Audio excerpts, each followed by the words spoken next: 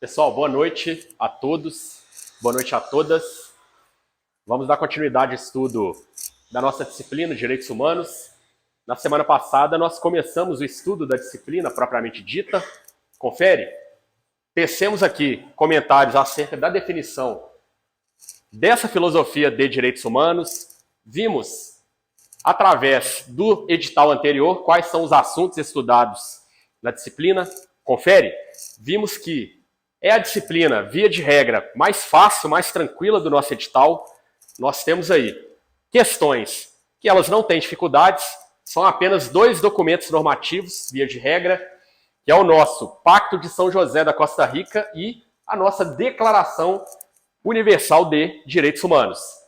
Eu gosto, toda aula seguinte, fazer uma pequena revisão, ok? Acerca do conteúdo que foi ministrado na aula anterior. Hoje, nós faremos alguns exercícios. Eu trouxe aqui 10 exercícios, ok? Da disciplina de Direitos Humanos para que nós, eventualmente, resolvamos eles aqui dentro de sala, ok? 10 exercícios não são muitos, entretanto, são exercícios grandes, ok? São questões mais robustas, porque, eventualmente, na sua prova de concurso público, o examinador, qual é a estratégia que ele usa para cansar a mente do candidato?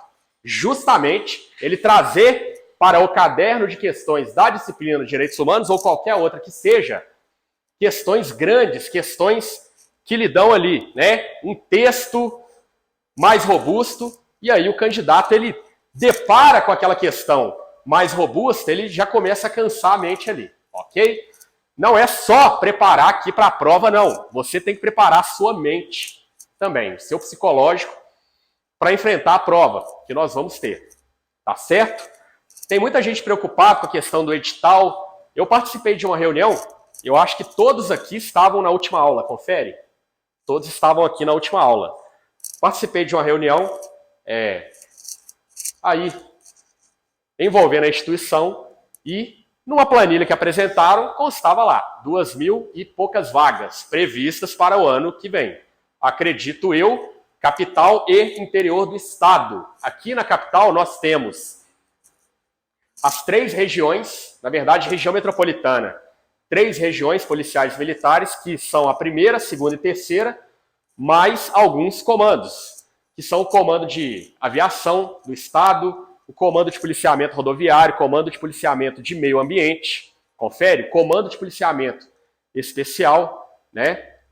Especializado, que é o CPE, e no interior nós temos aí 16 regiões, ou seja, são muitas regiões, são muitas oportunidades. Cada região com sua característica, via de regra, uma ou outra você tem um número de candidato, vaga oscilando, confere? Algumas realmente você tem uma concorrência maior, ok? Por isso que nós temos que preparar aqui, vir à aula, fazer exercício, estudar a disciplina, confere? Eventualmente assistir às videoaulas e fazer exercícios, principalmente.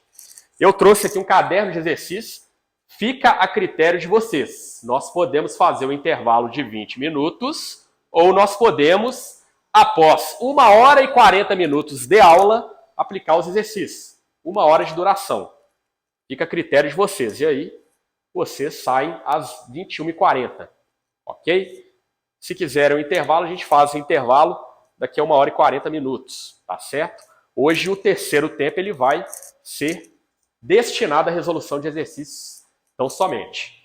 Nós vimos na semana passada conceito de direitos humanos. A quem se aplica essa filosofia? Ela foi aplicada a todos os seres humanos durante toda a história da humanidade? Nós sabemos que não. Foi falado aqui para vocês que a ideia de universalidade de direitos humanos, ela surgiu em qual momento? Universalidade, primeira coisa. O que é a universalidade? É a aplicação para todos, né, pênalti? É isso mesmo. Eu não sei o nome do aluno, eu vou falar o que está escrito na camisa dele. Qual que é seu nome? Monteiro. Muito bom, Monteiro. Soldado de 2ª classe, Monteiro. Lhe cai bem. Aplicação a todos os seres humanos. Todos os seres humanos. Confere? A nossa prova para soldado, via de regra, ela não cobra o quê? Redação. Não cobra redação, o que não deixa de ser algo, de certa forma, positivo. É um trabalho a menos que vocês vão ter e podem aí dedicar-se às disciplinas objetivas. Confere? Por que eu estou falando isso? Né? Porque tem um tal de TODES. Confere? Que inventaram é agora. Isso aqui não existe, ok, pessoal? Não existe. Com certeza vocês terão interpretação de texto lá na prova de vocês. Mas voltando aqui, né? A universalidade nada mais é do que a aplicação da filosofia de direitos humanos a todos os seres humanos. Qual que é a condição sine qua non para o indivíduo ser protegido pelos direitos humanos? Sine qua non é uma expressão em latim que significa sem a qual não, né? Qual é a condição sem a qual não, portanto, ou sine qua non, né? O indivíduo tem que ter para ser protegido pela filosofia dos direitos humanos. Ser um ser humano. Ser um ser humano, ok? Não tem dificuldade nessa parte, portanto, né? Então, a universalidade, Monteiro, é a aplicação a todos os seres humanos. Esse cenário aqui, ele ocorria, ou ele ocorreu durante toda a história da humanidade? Não. Não. Nós podemos ter em mente que a filosofia de direitos humanos, ela existe desde os primórdios ali da humanidade. Obviamente, naquela época, de uma forma um pouco mais desatualizada, se nós formos comparar a forma que acontece hoje. O nível de proteção, os institutos jurídicos que são protegidos hoje. Confere? 4.000 anos atrás, meus amigos, nós já tínhamos algum documento, alguma prática dessa filosofia de proteção dos direitos de dignidade das pessoas. Outra informação importante. Direitos humanos é igual a direitos de dignidade. Confere? Direitos de dignidade. São duas nomenclaturas que elas caminham uma junto com a outra. Por quê? Não tem como, né, eu fazer essa separação. A partir do momento que eu estou garantindo os direitos de dignidade do indivíduo, estou garantindo os direitos humanos dele. Aqui ele faz jus pela condição humana, obviamente. Ok? Excelente. Então eu dizia para vocês aqui, né? Essa filosofia de direitos humanos, ela existe desde os primórdios da humanidade. Desde os primórdios da humanidade. Entretanto, a prática, o entendimento, a filosofia era diferenciada daquilo que é praticado hoje. Nessa época mais antiga, até ali a Declaração Universal de Direitos Humanos, e quando eu falo Declaração Universal de Direitos Humanos, eu posso vir aqui e ter em mente que nós tivemos a criação da ideia de universalidade nesse momento aqui. Até então, meus amigos, a DUDH, que foi criada quando? 1948, pós Segunda Guerra Mundial.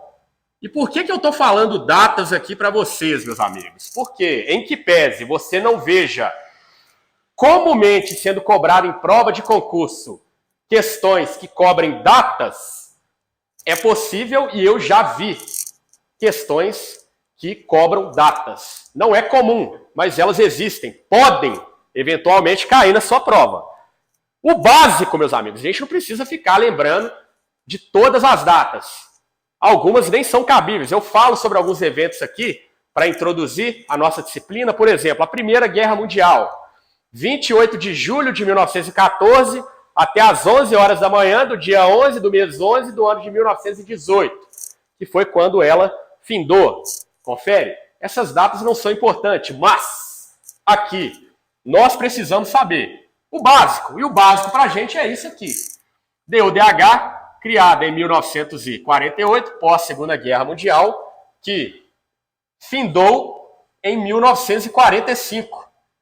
Findou em 1945. Confere? Então, em 1945, mais especificamente em 2 de setembro de 1945, Segunda Guerra Mundial, ela encerrou completamente.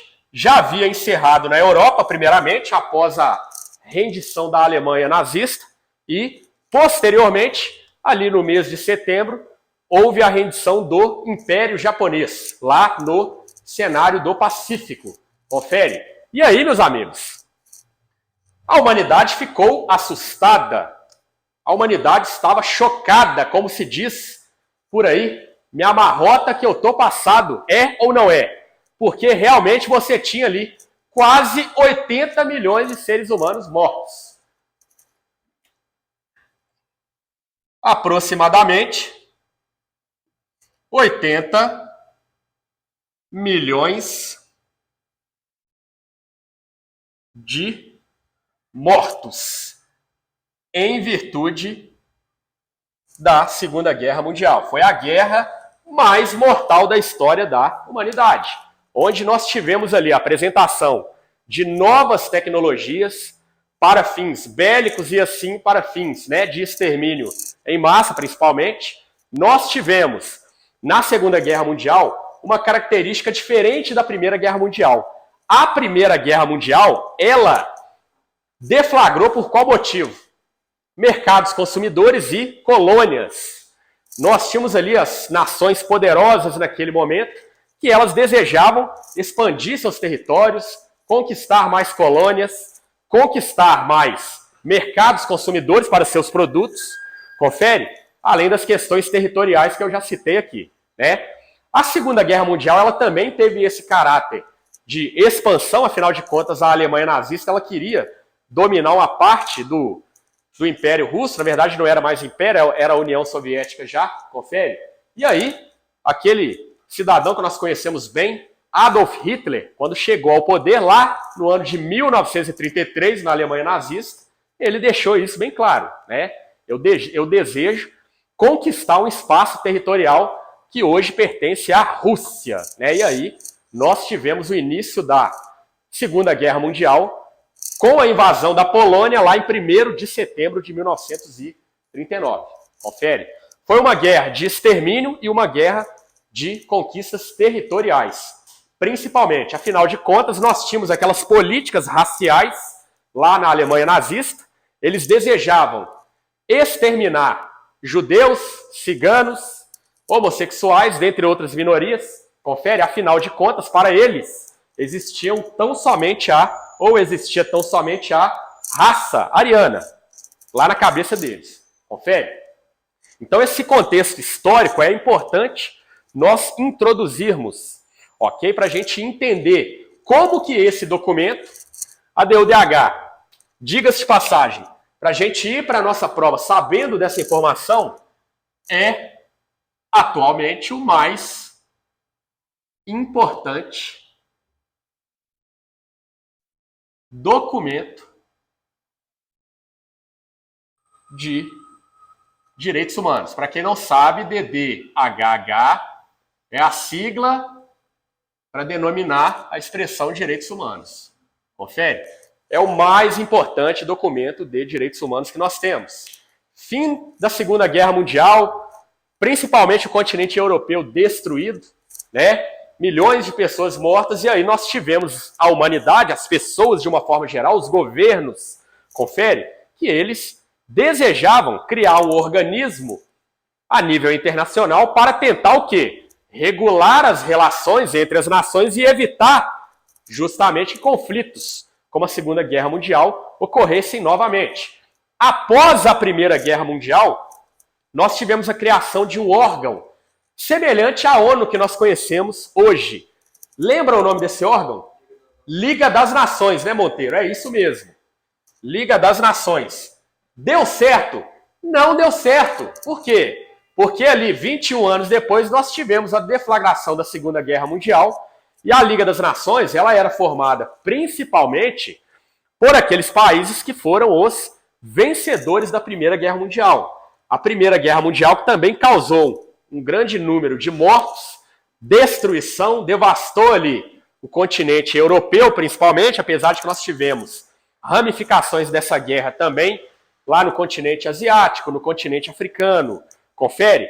Aqui no Atlântico Sul nós tivemos batalhas também oriundas da Primeira Guerra Mundial, só que foi um organismo que não deu certo.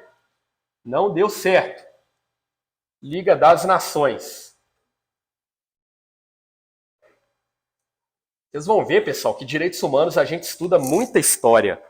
É essencial nós estudarmos a história, ok? Nossa, professor, mas eu não gosto de história. Passe a gostar, meu amigo. Porque tem muitas questões de prova de concurso que ela vai ligar ali a algum fato histórico. Por isso que a gente tem que saber, ok? Pós Primeira Guerra Mundial. Ok, meus amigos? Não deu certo, né? Foi um organismo que ele foi extinto depois, justamente porque não deu certo, não conseguiu evitar que outro conflito daquela magnitude ele ocorresse novamente. E aí, em 1945, fim da Segunda Guerra Mundial, 1948, nós tivemos aqui a criação da nossa Declaração Universal de Direitos Humanos através da Assembleia Geral das Nações Unidas. Teve ali a reunião desses indivíduos, dessas autoridades e criaram esse documento. Confere? Qual que é a estrutura que nós vimos aqui na semana passada da nossa DUDH? A DUDH, qual que é a composição dela? 30 artigos precedidos por um o quê? E aí, meu querido, boa noite, sejam bem-vindos. 30 artigos precedidos por um preâmbulo, Monteiro, é isso mesmo. Precedidos por um preâmbulo. Por um preâmbulo, tá certo? 30 artigos precedidos por um preâmbulo. Logo, nós temos aqui basicamente duas estruturas. O preâmbulo e o texto principal. O preâmbulo aqui da nossa DUDH e o texto principal. 30 artigos. Portanto, confere? Preâmbulo e o texto principal. Questões de concurso tratando acerca do preâmbulo. Existem? São cobradas? São. Ok? Tem candidato, principalmente aquele que eu denomino de candidato frango. Quem que é o candidato frango? O candidato galináceo, o galinha pintadinha. É aquele candidato que não vai na aula, não estuda, não se matricula no preparatório, não lê em casa, simplesmente vai lá fazer a prova porque o pai pediu que ele fizesse. Não dedica, confere, para o certame. É o que nós chamamos aí no mundo, né? Foi até uma expressão criada por um professor, que foi professor meu no outro preparatório, quando eu fazia um preparatório para PM lá em 2007, quase 15 anos atrás, portanto, né? Enfim, ele acha que não é importante estudar o preâmbulo, mas a gente vai ver hoje que, eventualmente, questões tratando tão somente acerca do preâmbulo, elas são cobradas sim. E não são questões fáceis, né? O candidato ele tem que ter ali uma certa atenção, justamente para não confundir aquilo que está no preâmbulo, aquilo que está na Constituição ou aquilo que está no texto principal.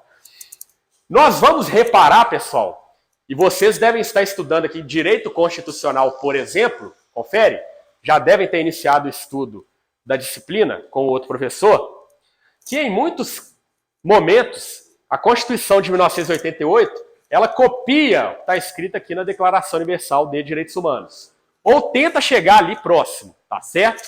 E aí o examinador, ele cobra de você uma questão afeta DU/DH e joga ali no meio das questões alternativas que, na verdade, tratam lá da Constituição Federal. E realmente é possível, com uma certa facilidade, você confundir. Poxa, o que está na Constituição, o que está aqui na nossa DU/DH? Confere? Então a gente tem que ter essa atenção, saber diferenciar quais são os dispositivos aqui da Constituição, da DU/DH, tá certo? Mas enfim, a nossa declaração, a estrutura dela é essa aqui.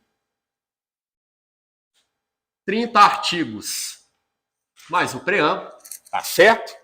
E vocês lembram que eu tratei aqui, na última aula, de uma teoria específica de um indivíduo chamado Karel Vazak. Karel Vazak foi ali um estudioso da filosofia de direitos humanos que ele dividiu a DU/DH, ou dividiu os direitos humanos, melhor dizendo, em dimensões ou em gerações de direitos humanos.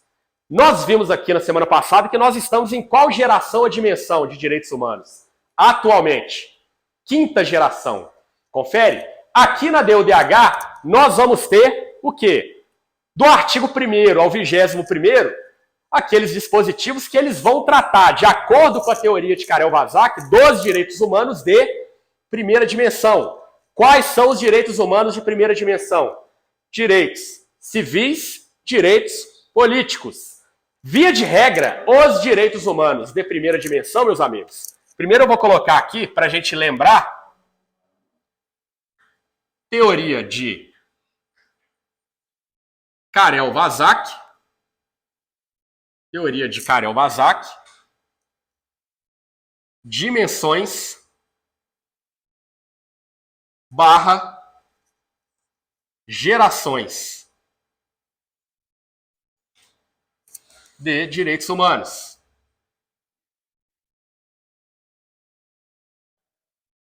Dimensões / gerações de direitos humanos.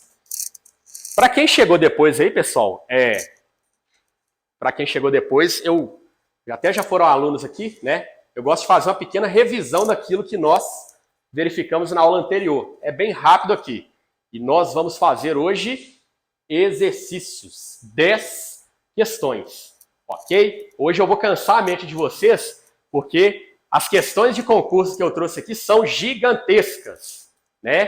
Tá dando aí umas 7 laudas, ok? De caderno de exercício, tá certo, pessoal? Mas enfim, nós vimos aqui na semana passada a teoria de Karel Vazak, um estudioso, um filósofo de direitos humanos, que ele dividiu os direitos humanos em dimensões ou em gerações. Qual o motivo dessa divisão? Ele pensou da seguinte forma: poxa, nós, quando fazemos essa divisão dos direitos humanos, né, em dimensões ou em gerações, nós entendemos que a primeira dimensão, ela vai tratar, via de regra, dos direitos civis e políticos, que são aqueles basilares, são aqueles mais importantes que nós temos. Você olha ali, direitos civis e políticos. Poxa, dentro de direitos civis e políticos está incluso o que, por exemplo? Direitos basilares, mais importantes: direito à vida, direito à liberdade. Confere? Você tem o direito de participação na vida política de determinado estado, também é um direito humano de primeira dimensão. Eu falei aqui, as pessoas mais leigas, ou que não estudam, ou que não são candidatos que se dedicam à disciplina, elas têm a tendência de achar que os direitos humanos vão tratar basicamente de proteção da vida de cidadãos infratores ou de criminosos. Confere? Meus amigos, direitos humanos, ele vai muito além disso. Proteção da vida, proteção da liberdade, proteção da propriedade. Confere? Isso na primeira dimensão. Você tem a segunda dimensão, que são os direitos humanos aqueles denominados sociais, econômicos e culturais. Confere? Esses que são tratados ali, quando nós verificamos os direitos sociais, por exemplo, o direito à saúde, o direito à educação, que nós temos aqui na nossa DUDH também, o acesso, confere? A educação básica, por exemplo, né, que via de regra ela é gratuita, ela é obrigatória. Quando você pega o ensino técnico, ele deve ser acessível a todos. Quando nós falamos de acesso ao ensino superior, ele deve ser acessível a todos também, baseado no mérito. Confere? É a tratativa que nós temos aqui na nossa DUDH.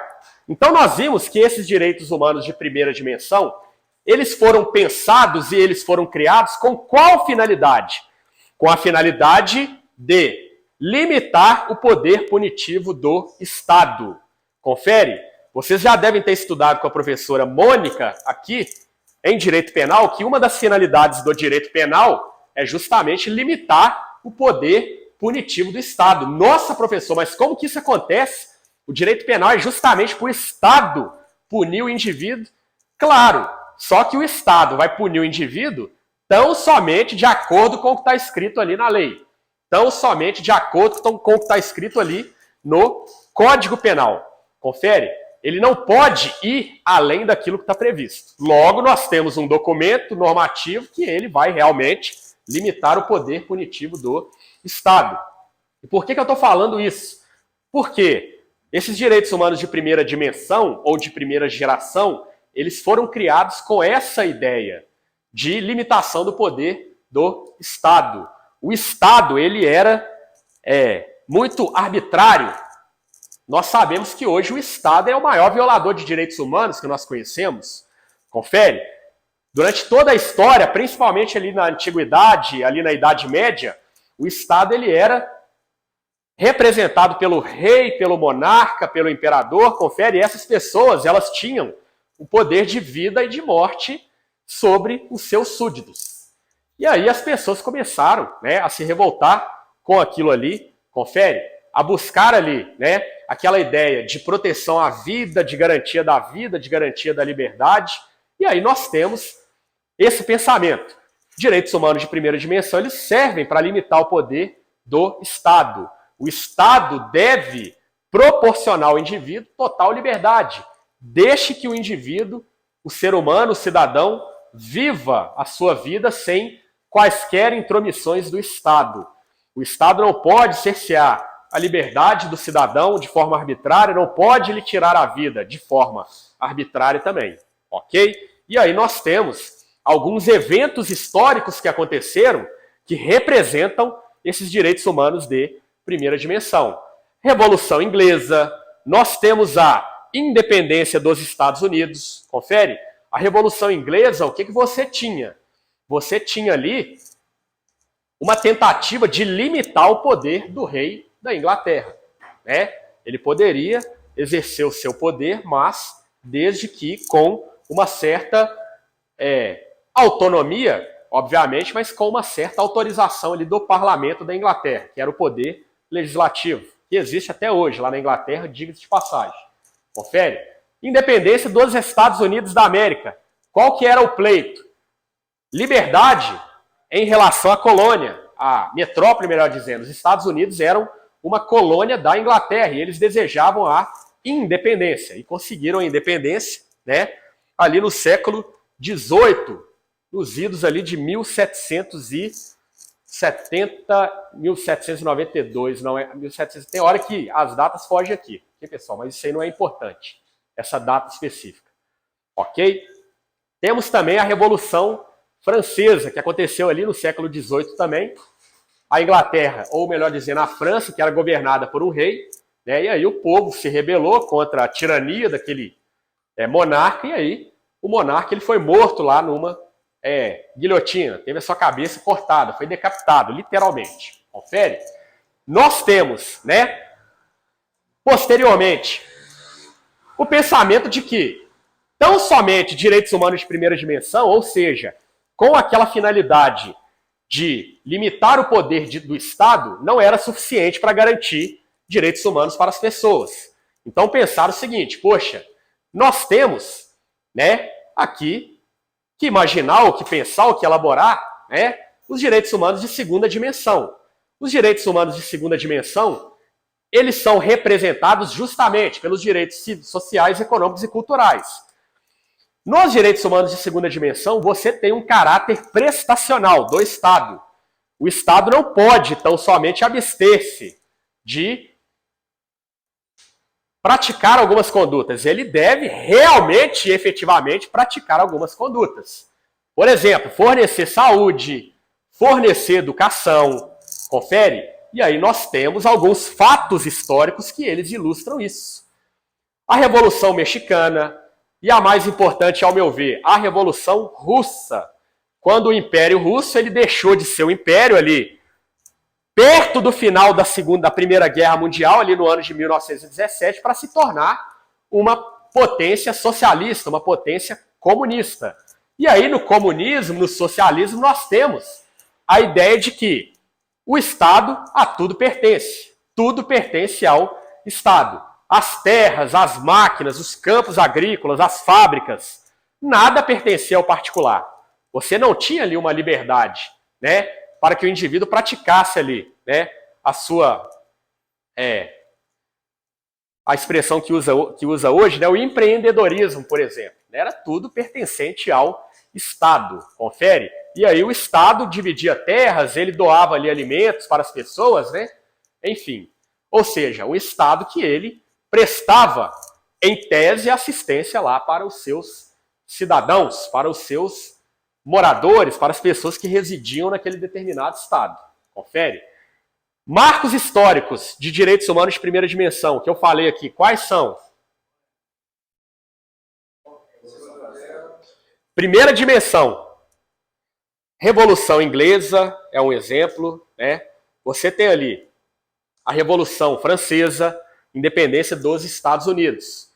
O que essas pessoas pleiteavam? Liberdade. Liberdade, igualdade e fraternidade. É o lema da Revolução Francesa. Vocês lembram aqui? Liberdade, igualdade e fraternidade. Quando, meus amigos, a gente traz esse lema da Revolução Francesa para os direitos humanos, nós temos aqui, na verdade, né, as dimensões de direitos humanos divididas pelas palavras da Revolução Francesa. Liberdade, primeira dimensão. Nós podemos ter em mente, o meu amigo, que a Segunda Guerra Mundial, na verdade, ela foi um marco histórico dos direitos humanos de terceira dimensão, né? Segunda dimensão.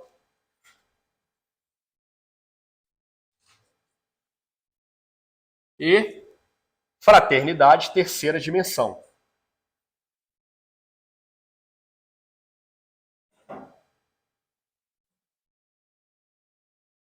Terceira dimensão. Tá certo? E aí nós temos aqueles marcos históricos de direitos humanos de primeira dimensão.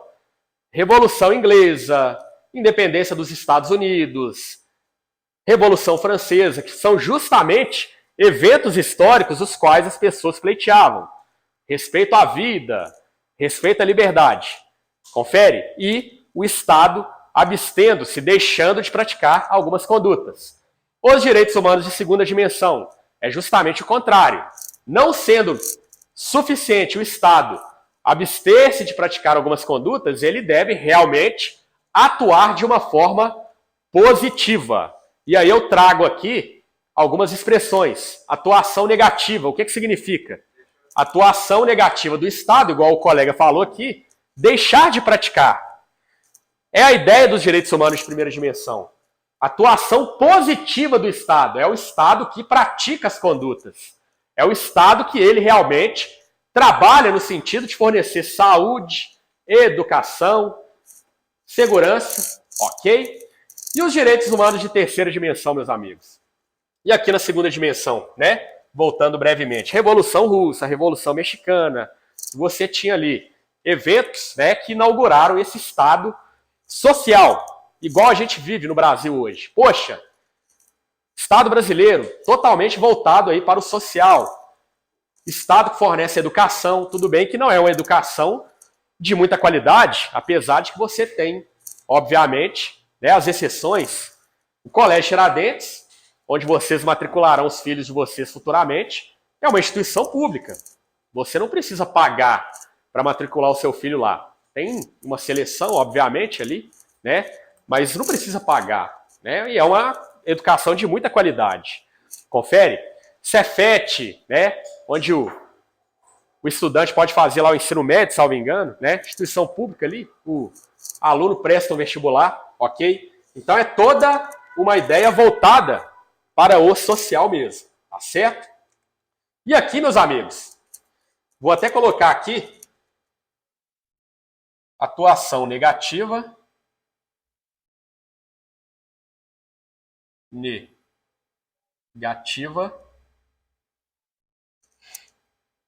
atuação positiva, que é o significado.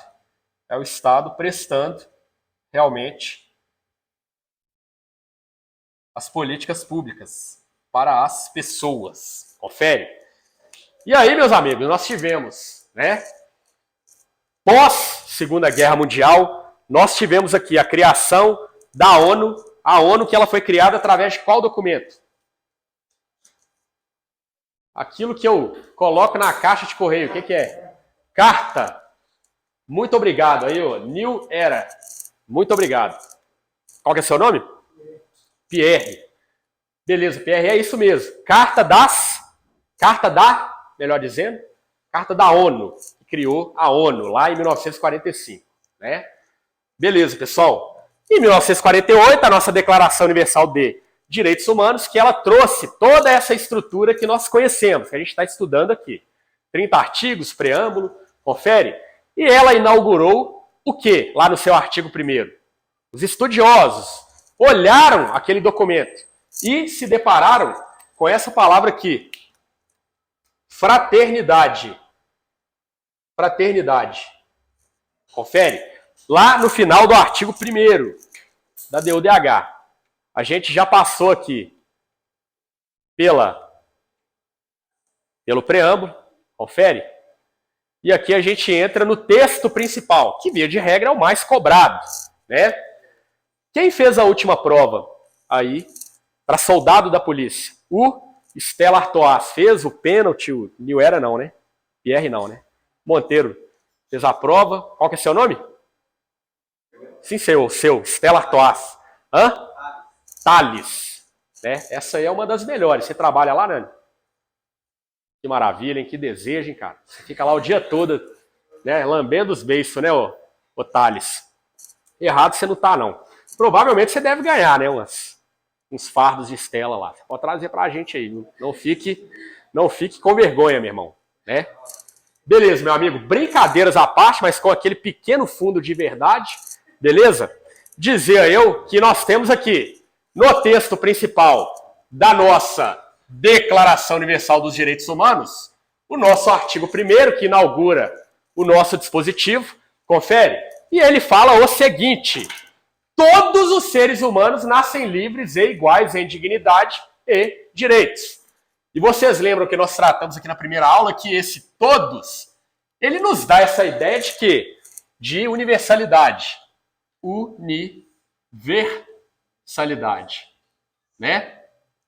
Eu perguntei quem aí fez a prova, porque lá na prova de Direitos Humanos, do último certame para soldado, salvo engano, nós tivemos só uma questão de DUDH. As demais foram todas acerca do Pacto de São José da Costa Rica.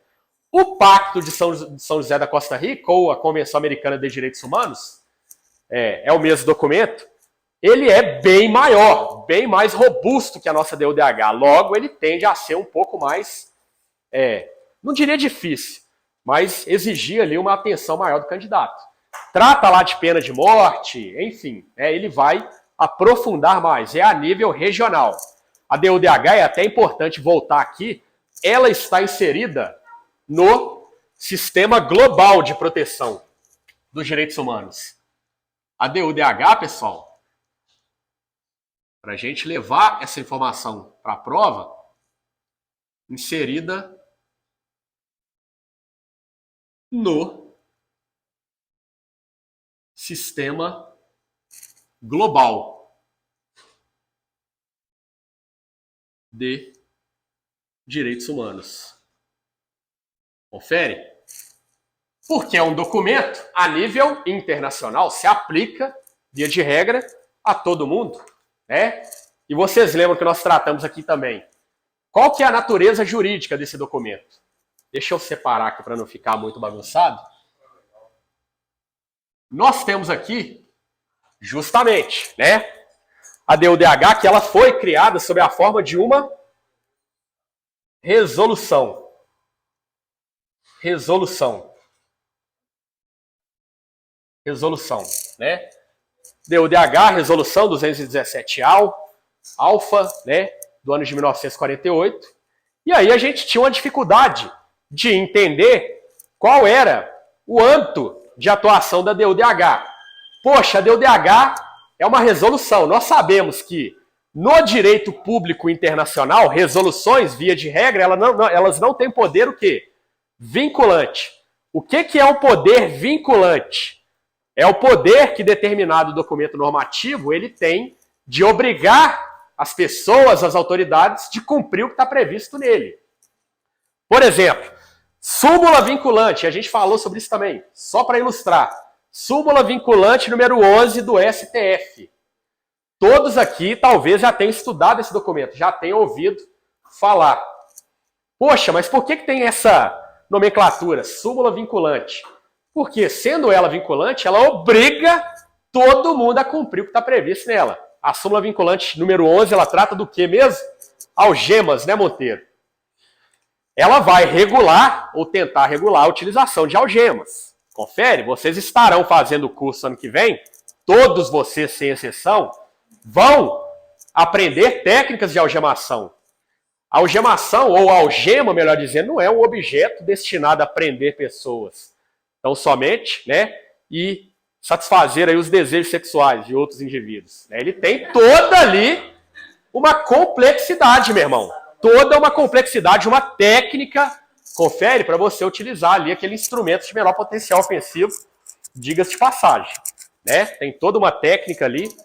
Esses dias mesmo lá no quartel eu tive uma instrução só de algemação, meu irmão. Não é fácil. Se você não algemar o preso de forma correta, ele pode até soltar ali, né, tomar sua arma e aí acontecer uma tragédia, por exemplo. Tá certo? Mas nós sabemos que lá na súmula vinculante número 11, por exemplo, você tem que seguir algumas regras para algemar uma pessoa. Eu não chego na ocorrência e, estando o indivíduo ou a pessoa, de uma forma geral, as pessoas de forma cooperativa, já vou algemando. Tem que ser feita uma análise ali, tá certo? Se existe o famoso PRF, né? Perigo à integridade física própria ou alheia, resistência, fuga. Eu vou analisar aquele cenário e vou, caso seja necessário, utilizar ali das algemas. Mas a gente entrou nesse assunto para entender essa nomenclatura vinculante que tem essa força de obrigar as pessoas ou as autoridades ao cumprimento daquilo que está previsto no seu texto. Então, quando a gente trata aqui de uma resolução, que é a resolução 217 alfa, e levamos esse documento para o cenário do direito internacional público, a gente vai ver que, via de regra, no direito internacional, resoluções não têm o poder vinculante. Só que chegaram à seguinte conclusão: poxa, a DUDH, o documento mais importante de direitos humanos que nós temos atualmente, em que pese ela seja uma resolução, talvez do ponto de vista formal, ou podemos pensar a forma como ela foi criada, a forma de resolução, realmente não tem o poder de obrigar a cumprir o que está previsto nela. Só que do ponto de vista material, ou seja, a matéria que é tratada nesse documento, direitos humanos, que é muito importante, é super importante, então ela tem sim, e esse é o pensamento hoje geral, que ela tem poder de obrigar a cumprir o que está previsto nela. Tá certo, meus amigos? Então nós temos aqui, né? Todos que já nos dão uma ideia de universalidade, todos os seres humanos nascem livres e iguais em dignidade e direitos. Não importa quem seja o ser humano em questão. se é um criminoso muito perigoso, se somos nós aqui, pessoas honestas, que estudam, que correm atrás do seu ganha-pão diário, confere, enfim, não importa. Todos nós seremos protegidos aqui pela nossa DUDH e pelos direitos humanos de uma forma geral. São dotados de razão e consciência e devem agir em relação uns aos outros com espírito de fraternidade. Essa palavra fraternidade que ela está aqui no artigo 1º e ela inaugurou o quê? O marco histórico de direitos humanos de terceira dimensão. Então nós podemos levar para a nossa prova essa ideia. A DUDH inaugurou o marco histórico dos direitos humanos de terceira dimensão. Terceira dimensão, que são quais direitos? Coletivos ou difusos. Direitos humanos coletivos ou difusos. Ok? Coletivos ou difusos. Porque o que se busca aqui é justamente proteger todas as pessoas, meu amigo, de uma forma conjunta. É a coletividade mesmo. Confere? Quando nós analisamos os exemplos clássicos de direitos humanos de terceira dimensão, nós vamos ver aqui, né? Poxa, podemos exemplificar. Por exemplo, direito ambiental, o direito do consumidor que você tem. Aqui no nosso ordenamento jurídico pátrio, documentos normativos ou leis, confere, que elas vão proteger toda a coletividade, né?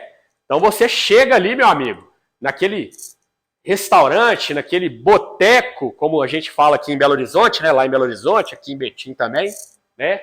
Aquele estabelecimento comercial destinado a servir bebidas alcoólicas, do qual nós já fizemos uso, diga-se de passagem, no passado não muito distante, né, ô Calvin? Mas enfim, como? Só um pouco, só, né? Só um pouco, né? Só um pouco assim, né? Cheguei em casa, não sei nem como, tô brincando, viu? Só para quebrar o gelo mesmo, né? Mas enfim, você chega ali, né? Trazendo aqui só para exemplificar mesmo, e aí você se depara com um garçom, igual já aconteceu comigo, falando que aquela taxa de serviço, aqueles 10%, o pagamento é obrigatório, e não é, a gente sabe que não é. Confere, vai comprar um veículo seminovo, a concessionária ela só dá garantia de motor e caixa. Isso não existe, meu amigo. E a gente vê isso aí acontecer com uma certa frequência, né? Parece que teve agora recente aquela normatização daquela cobrança de uma taxa a mais lá pela utilização da máquina de cartão de débito. Antigamente você não tinha essa possibilidade, hoje você tem. Estando na lei, meu amigo, a gente tem que cumprir, ok? Mas enfim, direitos coletivos ou difusos que eles vão proteger todas as pessoas, portanto, ok? Vai proteger ali a coletividade, um grupo de pessoas, né? Então nós temos aqui, e podemos levar essa ideia para a nossa prova de que a DUDH é o marco histórico de direitos humanos de terceira dimensão. Primeira e segunda dimensão despencam em prova de concurso. Terceira dimensão, eventualmente você vê uma questão ou outra. Confere? Eu acredito que ela não seria, no primeiro momento, cobrada na prova de vocês, que deve ocorrer em breve, daqui a um tempo. Confere? Enfim, mas primeira e segunda despenca, meus amigos. A prova para soldado da PM ela está muito focada ainda na questão da lei de uma forma literal, né? A lei seca, como a gente conhece lá no mundo do direito, né? Mas pelo menos a gente estudou aqui as dimensões e nós vamos para a prova sabendo. Pode ser que o examinador, né, a banca, ela resolva ali aprofundar um pouco mais, trazer ali, né, direitos difusos, coletivos, né, trazer aqui liberdade e igualdade. Enfim. Então nós temos como exemplo direito ambiental, direito do consumidor, por exemplo, né, que inauguram aqui, ou que ilustram, né, os direitos humanos de terceira dimensão, representado em seu marco histórico pela palavra fraternidade, aqui no artigo 1º da nossa resolução 217-A. Ok, pessoal?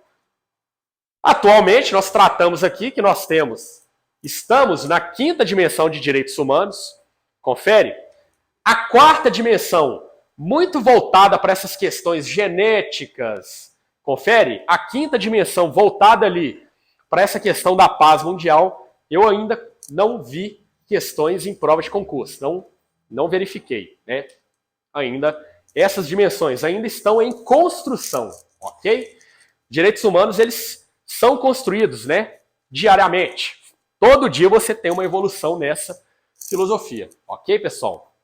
Maravilha. Eu lembro que a gente parou no artigo 6º, confere? E no artigo 6º, na semana passada, a gente teve aqui a nossa introdução à nossa disciplina.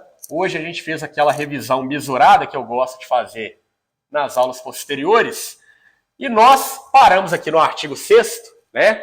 Olha aqui, para a gente entender, meus amigos, a estrutura da nossa DUDH, né?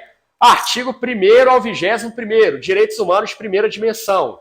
22º ao 30º, segunda dimensão. Confere? Olha aqui, direito à vida, à liberdade, à segurança pessoal. Isso tudo aqui, meus amigos, está dentro ali dos direitos civis. Os direitos civis e políticos, que nós sabemos comporem lá os direitos humanos de primeira dimensão. Vida, liberdade, segurança pessoal estão dentro ali dos direitos civis, por exemplo. Ok? São aqueles basilares, aqueles mais importantes. Confere? Ninguém será mantido em escravidão ou servidão. Vimos aqui que direitos humanos, ele tem ali a possibilidade da existência de direitos absolutos. Aqueles que o indivíduo faz jus e ninguém dele tira aquele direito, né? Direito à liberdade, sabemos que não é direito absoluto. Direito à vida, sabemos que não é direito absoluto. Só que quando nós falamos da escravidão e da tortura, nós sabemos que não tem nenhum tipo de excludente que permita que o indivíduo torture o outro, ou torne o outro seu escravo ou o seu servo, tá certo? Excelente. Aqui o artigo 5º trata da tortura, artigo 6º. Todo ser humano tem o direito de ser, em todos os lugares, reconhecido como pessoa perante a lei. Isso aqui, meus amigos, é o que nós conhecemos como personalidade jurídica. Todos nós aqui temos personalidade jurídica, né? Lá de acordo com o direito civil, que não é cobrado no edital de vocês, por exemplo, ok? Todos nós, onde quer que estejamos, temos esse direito. Poxa, aquele cidadão ali, o Monteiro, o Thales, o Pierre, né, a Bianca, o Jonathan, enfim, todos eles são seres humanos, em quaisquer locais que estiverem, têm esse direito de serem reconhecidos como sujeitos de direitos e deveres, tá certo? A nossa DUDH, gente, ela trata de direitos e liberdades. E eu não estou falando isso aqui à toa, não. A gente vai fazer uma bateria de exercícios daqui a pouco, aí vocês vão entender o porquê que eu estou falando isso, né? A DUDH, ela trata de direitos e liberdades. Direitos e deveres, via de regra, não. Direitos e liberdades, tá certo? Principalmente. É como eu gosto de dizer. Em direitos humanos, meu amigo, tudo é lindo, tudo é fofo, tudo é maravilhoso. Confere? Tudo aqui orbita, né, ali para a garantia de direitos e liberdades mesmo. Tá certo, pessoal? Então aqui artigo 6º, né? Essa ideia de personalidade jurídica, poxa, eu tenho a minha personalidade jurídica, né? O direito de ser reconhecido ali, em qualquer local que eu estiver, como aquele indivíduo que faz jus aos seus direitos, né? Pessoa perante a lei. O que é a pessoa, né? Nós temos essa regulação da pessoa muito lá no direito civil. Talvez aqui vocês nunca tenham estudado ali o direito civil, né? E graças a Deus não é cobrado no nosso edital, porque realmente, né, é um dispositivo que ele tem mais de 2.000 artigos, meu amigo. O Código Civil, 2.000 artigos. E lá no Código Civil, a gente vai entender, confere, quem são aqueles indivíduos que são os absolutamente incapazes. Os absolutamente incapazes hoje nós sabemos que são aqueles seres humanos, aquelas pessoas com idade inferior a 16 anos. Aqueles que são relativamente capazes, aí você tem lá aqueles que são pessoas que têm entre 16 e 18 anos, Confere, eventualmente, as pessoas que têm 16 anos ou mais, menos de 18, podem até mesmo o quê? Casarem-se, né? Temos lá o Instituto da Emancipação. A emancipação, já ouviram falar? Emancipação, já ouviram falar, né? Nossa, eu vou me emancipar ali e eu vou poder tirar a carteira de motorista. Não, carteira de motorista, meu querido, é só 18 anos, ok? Você pode se casar, você pode adiantar ali, né, a possibilidade de praticar alguns atos da vida civil. Isso é a emancipação, mas eu não vou ficar aqui aprofundando, não. Direito Civil é uma disciplina que eu ministro lá na Academia de Polícia atualmente para o curso de formação de soldados, ok? É um instituto totalmente diferente daquilo que a gente conhece. Ano que vem eu vou ver esse seu 3x4 esteticamente favorecido pela natureza lá na minha frente, meu irmão. Esse 3x4 seu aí, né, Jonathan? Você, todos aqui, né, estarão lá com, no mínimo, uns 10 quilos a menos, porque o bicho pega, meu amigo, né? O bicho pega. Tem aluno meu de outras instituições preparatórias aí, que o menino já era um graveto, né? Aí passou no concurso, eu só vejo o par de orelhas flutuando assim no pátio do quartel, né? Aí quando eu vejo aquele par de orelhas flutuando, eu já penso, ó, o fulano de tal tá passando ali, né? Já era magricela e agora tá mais ainda, tá certo? Meu amigo, ele era tão magro que a polícia... Professor, isso aí é norma desse mesmo, né? Se o cara ser ruim mesmo, tem que ser mesmo. Pô, cara, não é que... O colega tá perguntando. Você é polícia, você vai ficar igual, pô. O colega... Ô, gente, vocês me matam de alegria, vocês me matam de paixão, hein? Mas, enfim, na verdade, a formação militar, Jonathan, ela tem todo um ritual, cara, né? A gente tem a instituição policial civil, que tem lá as suas tradições, a sua atividade. Cara, a polícia civil é investigativa, meu amigo. Você vai chegar lá, você vai ficar ali apenas 3 meses ali na Cadepol, né? Vai ter a sua formação voltada para a atividade que você vai exercer, que é a de polícia investigativa, polícia judiciária. Bacana, é a formação deles. A nossa é uma formação, cara, híbrida, policial militar. Policial militar. Então nós temos as nossas tradições, os nossos rituais. Confere realmente aquele... A própria competência já fala, ostensividade. Ostensividade, isso, né? Ou seja, está à mostra ali, né, para o cidadão que eventualmente necessite, mas a gente tem as nossas raízes militares, nossas práticas, né, rituais, e essa questão de curso realmente é necessário apertar ali o parafuso mesmo. Fazer o cara virar homem, ele vira homem e sai fora. Exatamente, né? Mas enfim, pessoal, estarão lá, saberão como funciona. Não precisa nem de eu aprofundar, não, né? Chegarão em casa, né, obviamente hoje, ainda vão estudar aí por volta de 2, 3 horas, né, ô pedagoga? Você que é aí especialista na arte do ensino, né? Mas enfim, pessoal, dizia eu, confere, dando continuidade aqui no nosso artigo 7º da nossa DUDH, ainda tratando da nossa filosofia de direitos humanos de primeira dimensão, afinal de contas, ela vai até o artigo 21º, todos são iguais perante a lei e têm direito, sem qualquer distinção, à igual proteção da lei. Todos têm direito à igual proteção contra qualquer discriminação que viole a presente declaração e contra qualquer incitamento a tal discriminação. Então aqui, muito tranquilo, tá certo? Todos, sem distinção, né? Você tem algum direito seu tolhido, violado, meu amigo? Você tem o direito de buscar as autoridades competentes. Confere. O meu direito à segurança está sendo violado. Vou ligar 190. Vou ser atendido por uma viatura, uma guarnição. Exatamente. Atende ali de forma célere, né, Jonathan? Pois é, né? Proteção da lei, ou seja, o documento normativo que ele está em vigência no ordenamento jurídico ali de determinado país, de determinado estado ou determinada nação. todos têm direito à igual proteção contra qualquer discriminação que viole a presente declaração e contra qualquer incitamento a tal discriminação.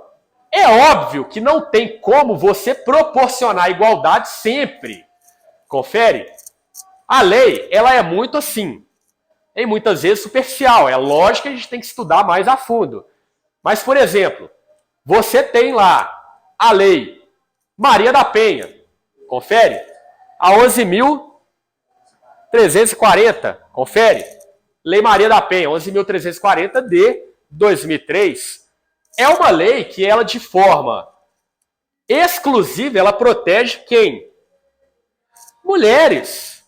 Mulheres. Você não vê, você não encontra o quê? A lei João da Penha, a lei José da Penha. Porque na nossa cultura, de uma forma geral, aqui na cultura brasileira, a gente verificou o quê? Que as mulheres, né, Bianca? Elas, nesse cenário cultural, muitas vezes machista, no qual nós estamos inseridos, a mulher, ela tem uma chance muito maior de ter os seus direitos humanos violados. Por isso que você tem uma legislação voltada única e exclusivamente à proteção da integridade física, da integridade psicológica, do patrimônio, da sexualidade da mulher. Para o homem, você não tem essa possibilidade, porque o homem tem toda aquela questão, né? Igual eu vi um colega postando um dia. Qual que é a função do homem? Morrer na guerra, meu irmão! É a função nossa é morrer na guerra, cara. E trazer segurança. A função da mulher é trazer beleza e nos inspirar a morrer na guerra por elas. Confere, Thales? É isso aí. Brincadeiras à parte, ok, meus amigos? Eu li um post de um amigo meu e eu fiquei rindo lá, né, no Instagram. Mas, enfim, justamente porque as mulheres, nesse cenário cultural, e isso é mensurado, né? A gente vê aí diuturnamente, né, as nossas colegas eventualmente sofrendo algum tipo de violação de direitos humanos, e há aqueles que acreditam, né, que a Lei Maria da Penha é aplicada tão somente na relação homem e mulher. Não é verdade. É ou não é, meu querido? Qual que é seu nome? Cleuber, com K ou com C? Cleuber. Muito bom, Cleuber. Não é verdade. Qualquer cenário ali, ok? Qualquer situação ali num cenário de violência doméstica. Pode ser irmã com irmã, irmão com irmã, mãe com irmã, confere? O mais comum que a gente vislumbra, que é aquela relação amorosa, marido e mulher, namorado e namorada, né? Ficante e ficanta, não, aí tem que ver ali qual que é o nível de relacionamento daqueles dois, né? Se realmente ele vai agredir ali os institutos da lei. Aí tem que ser verificado também. Não é toda situação. A relação de chefe, por exemplo, com subordinado, aplica a Lei Maria da Penha? Não. No primeiro momento, não. É óbvio que tudo ali depende do caso concreto. Confere? Mas o cenário ali de violência doméstica, nós temos aquelas diversas modalidades de violência que não é só a agressão física, não. É a agressão física, é a agressão psicológica. Você tem, eu vou até retificar, não é nem a agressão, é a violência física, a violência psicológica, a violência sexual, a violência patrimonial, aquela violência que ela muitas vezes atinge, né, a honra daquela mulher, tentando lhe deprimir o quê? A sua autoestima, né? Uma das características do sexo feminino é justamente esse. A autoestima, né? A vaidade, confere. Compra lá o seu estojo Mary Kay de R$ 1.500, né, Bianca? Que eu sei que você tem lá na sua casa, né? Como? Meu amigo, o cílio solta. Aí o mundo acaba, né? Igual eu saindo com a garota certa vez, o cílio saiu ali, meu amigo, e para convencer aquela moça a continuar me acompanhando até o estabelecimento comercial destinado a servir caviar, né? Pois é, pessoal.